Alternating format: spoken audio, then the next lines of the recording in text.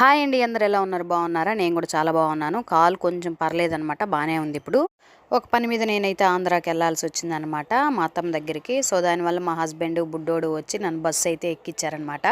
మా హస్బెండ్ అయితే కమ్మగా పడుకోబోయే సీట్ అయితే నేను బుక్ చేస్తాను కదా, తెల్లవార్దులు కాళ్ళు అలా పెట్టుకొని వెళ్ళాల్సి ఉంటుంది, ఇంకా ఎక్కువ నొప్పి పడుతుంది అన్నారు. నేనే ఏం పర్లేదు, మళ్ళీ పైకి ఎక్కాలి, మళ్ళీ ఊరు వచ్చిందంటే కిందకి దిగాలి, ఎందుకు వచ్చింది ఇదంతా అనేసి వద్దన్నాను అనమాట.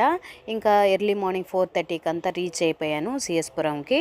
కాస్త చీకటిగా ఉన్నింది, భయం వేసింది. కానీ నో ప్రాబ్లం, పక్కనే కాబట్టి ఇల్లు, వాకబుల్ డిస్టెన్స్ 5 మినిట్సే కాబట్టి వెళ్ళిపోయాను అనమాట. చక్కగా 2 అవర్స్ మంచిగా నిద్రపోయేసాను.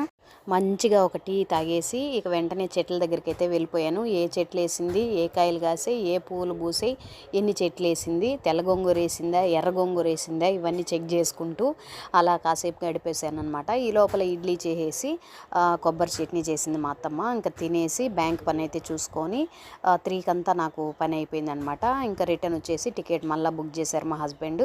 సేమ్ టికెట్ బుక్ చేయి, కూర్చొని వెళ్ళేదే అని. కూర్చొని వచ్చేదానికి టికెట్ అయితే బుక్ చేశారనమాట. ఇక నేను అక్కడి నుంచి వచ్చేటప్పుడు తంబకాయలు, ఆకుకూర, గోంగూర, ఇక వంకాయలు తెచ్చుకున్నాను. మా అత్తమ్మ అయితే పిల్లలు మటన్ కర్రీ తింటారు కదా, నేను చేసి ఇస్తాను అని అనింది. ఇక పిల్లల కోసమా నీ కొడుకు కోసమా అని అన్నాను జోక్గా. ఇక ముగ్గురు తింటారు కదా, చేసిస్తాను అనింది. సరేలే అని చెప్పాను. ఇక ఆ మటన్ అయితే లైట్గా వేయించి, స్మెల్ అనేది లేకుండా ఉప్పు, కారం, పసుపు వేసి లైట్గా వేయించింది అంతే. జస్ట్ నేను మార్నింగ్ ఇక్కడికి వచ్చిన తర్వాత చేశాను అనమాట మటన్ కర్రీ అండ్ రైస్ చేశాను. మా హస్బెండ్ అయితే డ్యూటీకి వెళ్ళారు కాబట్టి పాప మధ్యాహ్నం తినలేదు. నైట్ వచ్చిన తర్వాత ఈవినింగ్ అయితే తిన్నారనమాట 7కి అట్లాగా. నేనైతే మటన్ తినను కాబట్టి నేనైతే వంకాయ కర్రీ చేసుకున్నాను. చక్కగా చెట్టుకాయలు బాగా నచ్చింది నాకు, చేసుకొని తినేసాను. ఇకపోతే ఇంకా ట్విస్ట్ ఏంటంటే, చెన్నైకి రీచ్ అయిన తర్వాత 4:30కో 4:20కో మా హస్బెండ్ కాల్ చేసినారు, కేర్ఫుల్గా ఉండు, మాధవరం బస్ స్టాండ్ వచ్చేస్తుంది ఇంకా అనని. సరేలే అని చెప్పాను. జస్ట్ ఆ 15 మినిట్స్లో బాగా నిద్ర పట్టేసిందండి.